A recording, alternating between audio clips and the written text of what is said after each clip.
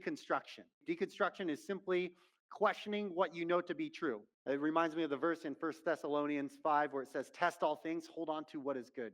Now, the concept of deconstruction is actually nothing new at all. If you read any of like the forefathers or the saints or any pillars of the faith, if you read their biographies or their original writings or their journals, you would see that they wrestled with deconstruction tremendously.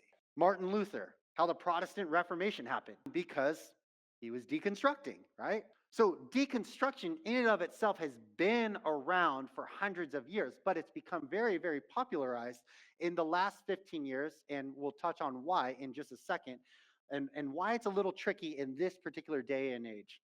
But I would argue that deconstruction can be done in a healthy way.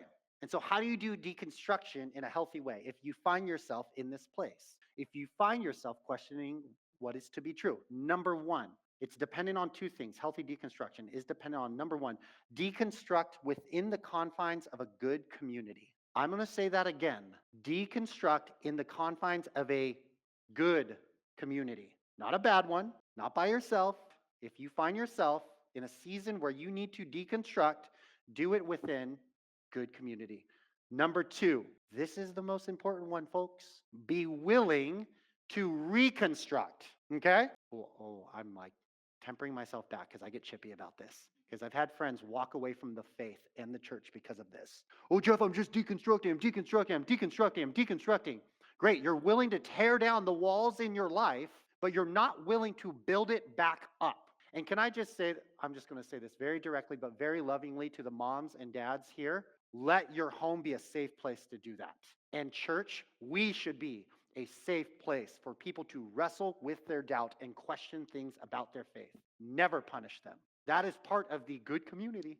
Because oftentimes when people come to a place of deconstruction, what do?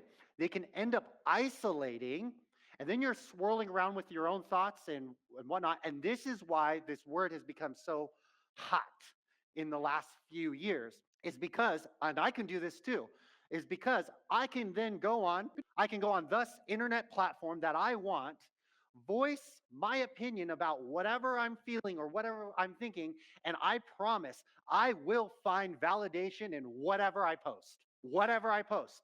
Honestly, I could probably walk away from this church and say, that church is stupid, what a waste of my time, God is not real, fill in the blank, and I will probably get comment after comment cheering me on. Not good. This is why if you're in a season of, I'm getting chippy. This is why if you want to deconstruct, fine, good, you should.